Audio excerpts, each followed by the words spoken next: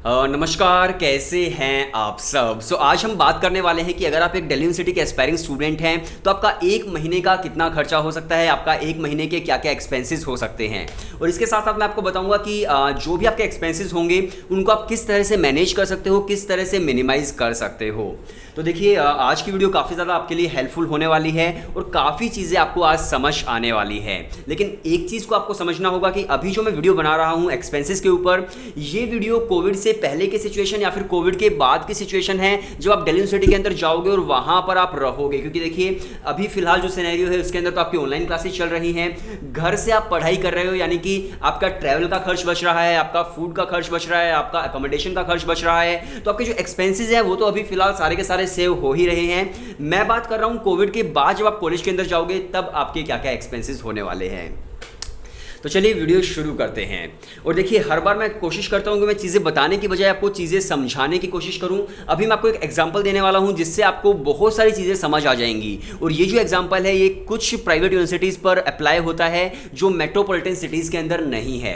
अब देखिए, मान लीजिए कि लोग कहते हैं कि यार एलपीयू का जो फीस स्ट्रक्चर है वो काफ़ी ज़्यादा है दिल्ली यूनिवर्सिटी के कंपेरिजन में, नो डाउट बहुत ज़्यादा है, मतलब डीयू के कंपेरिजन में। लेकिन देखिए, जो एलपीयू है वो जालंधर के अंदर है, वहाँ पर जो अकोमोडेशन के कोस्ट है वो दिल्ली के कंपैरिजन में बहुत कम है।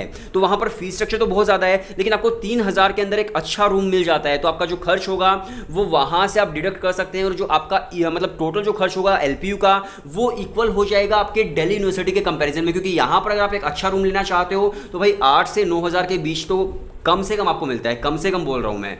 तो आप समझ सकते हैं कि यहां पर अकोमोडेशन का जो चार्जेस है वो बढ़ जाते हैं, फीस स्ट्रक्चर कम हो जाता है। वहां पर जो फीस स्ट्रक्चर है वो बढ़ जाता है लेकिन अकोमोडेशन कम हो जाता है। तो एक तरह से अगर हम कंपेयर करते हैं तो लगभग दोनों का बराबर ही आता है। आई होप चीज़ें क्लियर हो रही हैं। लेकिन हाँ, ये जो मैंने एग्जांपल दिया है ये अप्लाई होता है सिर्फ और सिर्फ उन प्राइवेट यूनिवर्सिटीज़ पर जो मेट्रोपॉलिटन सिटीज़ के अंदर नहीं है। लेकिन जो प्राइवेट यूनिवर्सिटीज़ मेट्रोपॉलिटन सिटीज़ के अंदर है उनका खर्च तो और भी ज़्यादा बढ़ जाता है। चलिए वीडियो शुरू करते हैं। तो सबसे पहले हम बात करेंगे दिल्ली यूनिवर्सिटी के फीस स्ट्रक्चर से।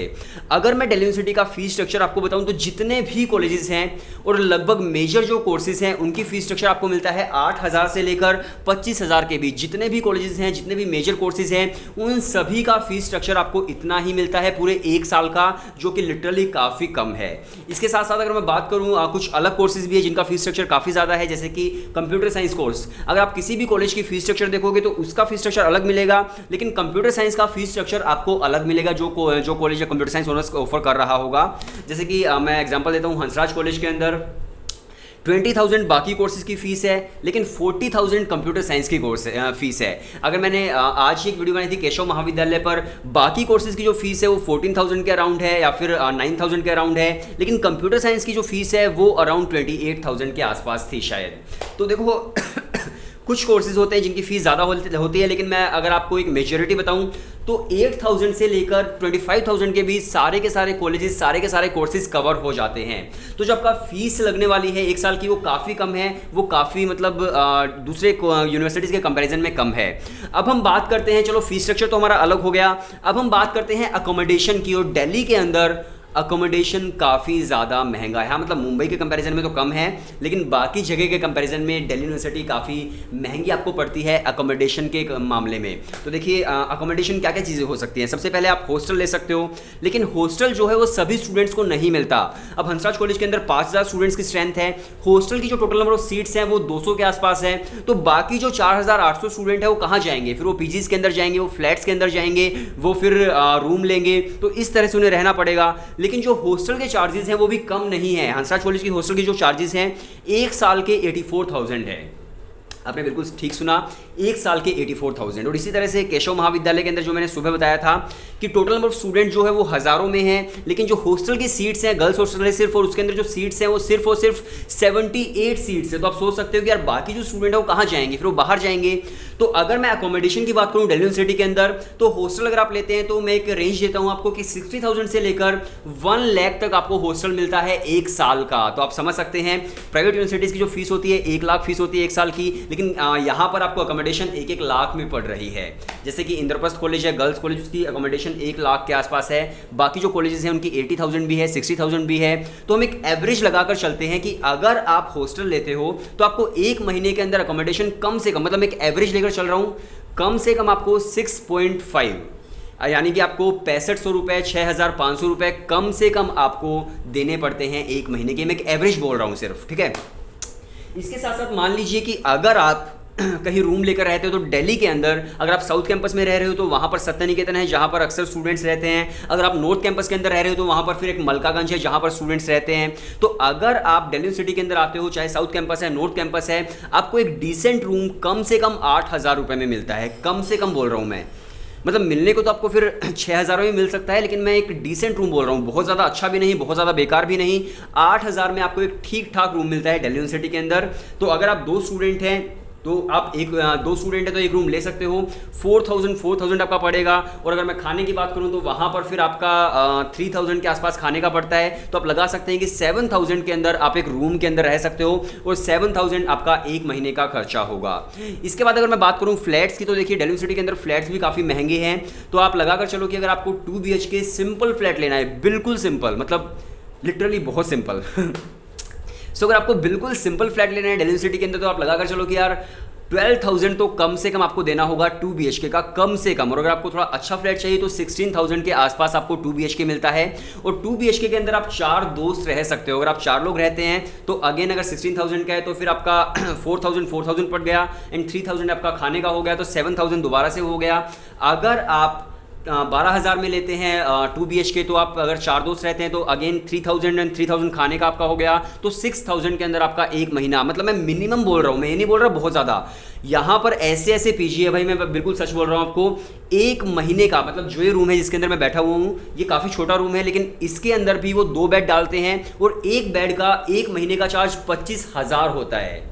मैं लिटरली बोल रहा हूँ, इतने महंगे पीजी भी वहाँ पर हैं। और जो मिनिमम अगर मैं पीजी की बात करूँ कि कम से कम पीजी का कितना कॉस्ट होता है इंक्लूडिंग फूड, तो कम से कम आपको 7,000 से 8,000 के बीच पड़ता है।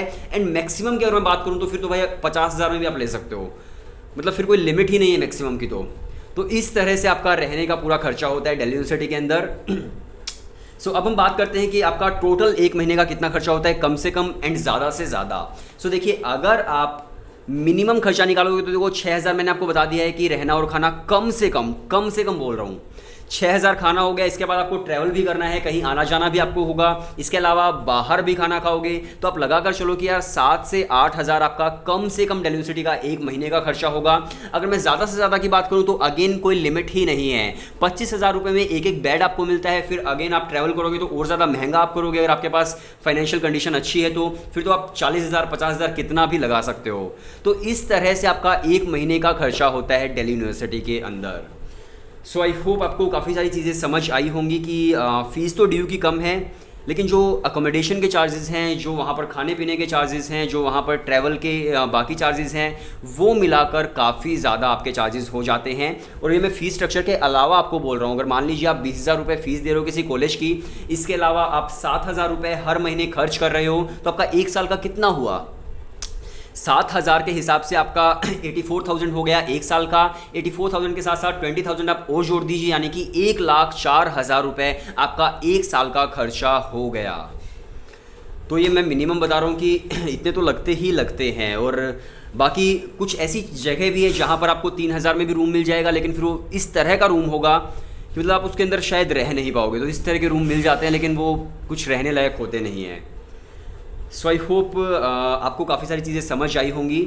और मैं बिल्कुल सच बात बोलता हूँ यार, जिनकी फाइनेंशियल कंडीशन ठीक नहीं है उन्हें मतलब दिल्ली यूनिवर्सिटी ऑब्वियसली आना चाहिए, लेकिन उन्हें फिर रूम ढूंढने में बहुत परेशानी होती है दिल्ली यूनिवर्सिटी के अंदर। बट आप आओ, ऐसा नहीं है मत आओ, आप आओ और रूम ढूंढो। आप मतलब 5-6 दिन आप लगाओ अपने रूम ढूंढने में। और आप एक काम कर सकते हो, आप जो नॉर्थ कैंपस है या फिर साउथ कैंपस है, मेजर कैंपस से थोड़ा सा दूर ले सकते हो। अगर आप मान लीजिए आपको कम चार्जेस में रहना है, तो अगर आप नॉर्थ कैंपस में रहे हो तो नॉर्थ कैंपस के 8-10 किलोमीटर दूर एक संत नगर है, तो आप संत नगर में रह सकते हो। वहाँ से ई रिक्शा पकड़ के आप हर रोज़ 10 रुपये 20 रुपये लगा करके अपने कॉलेज आ सकते हो। वहाँ पर आपको 3,000 रुपये में भी रेंट मिल सकता है।